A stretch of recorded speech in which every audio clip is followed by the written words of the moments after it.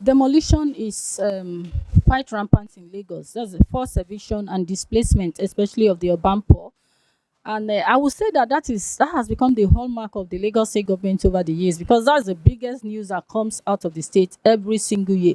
Not about building super highways, unusual flyovers, or any supersonic trains and all of that. And this is mostly targeted at prime locations where the government is targeting land assets. And in the course of that, they displace the urban poor.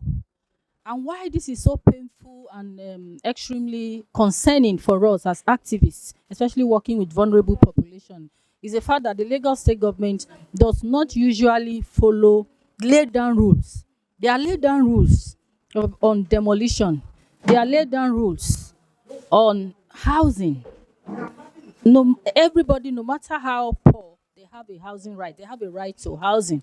They have a right to adequate, affordable housing. So Lagos State government, rather than focus on social housing, on providing affordable, low-cost housing for the poor, they are busy chasing them into the streets. So you mentioned the fact that Lagos State government did not follow due process as far as this is concerned. How, in your own view, does this violate the human rights of the residents? It's because normally when a place is targeted for demolition, when government has like a higher motive of establishing facilities in such an area, the people are supposed to be given adequate notice. There are rules of engagement with the locals. Apart from adequate notice, plans for relocation, compensation. These are universal laws. These are laws that already existing. And Nigeria is not just signatory to some of these laws and convention. Nigeria is a member state of the United Nations, and there is the United Nations law on adequate housing, socioeconomic rights, especially of vulnerable populations. The Lagos State government most times does not follow these rules. I've worked with children in poor communities for over 10 years across Lagos State now, and there are communities where we will just be called early in the morning that they are demolishing their places. Absolutely no notice. And I don't think any human rights, under any circumstances, in any part of the world, deserves to just be thrown out of their location. Whether you call it a slum or not, whatever shelter, whatever cover anyone has over their head is a house. It may not be to your taste, but it's a house. And if you think the person should not be there, why don't you relocate the person lawfully? Because you, like someone said earlier, you cannot have a mega city without mega human beings. If the life of the people are impoverished and then you go ahead to dehumanize them, then your priority is misplaced, because your focus should be about improving the lives of people before facilities, before upgrades. How are the urban poor in Lagos taken into cognizance? How are their rights taken into cognizance in Lagos government's urbanization agenda? These are some of the things we are looking at, especially with respect to recent demolition exercises in Lagos affecting communities in Okobaba and Ayetoro, who are here today to air their views and then to interact with members of the press and activists on their rights and the way forward, so that this doesn't become like a routine thing in Lagos State.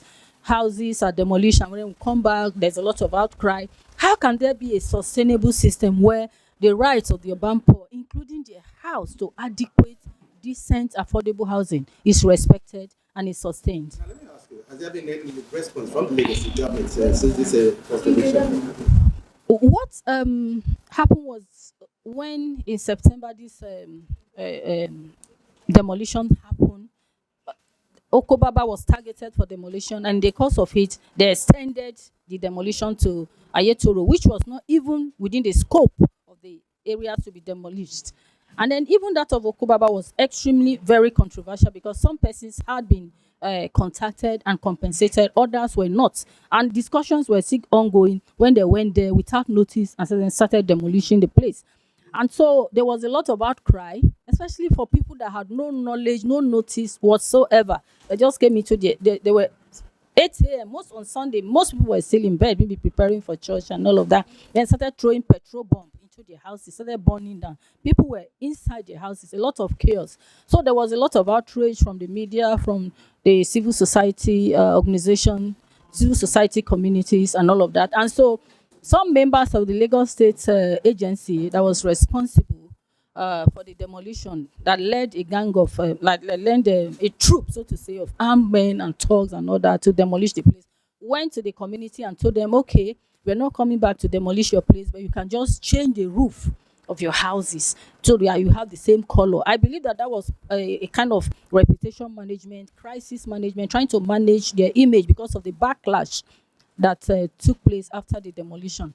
And so far that has been the response. But right now, hundreds and hundreds of people are still sleeping under the bridge, sleeping outside in that same location. Some of them, you heard what they said today, and there has been no response from the Lagos State government so far. We've gone there 3 times on a relief mission, but there's just so much that we can do. They're just a small organization.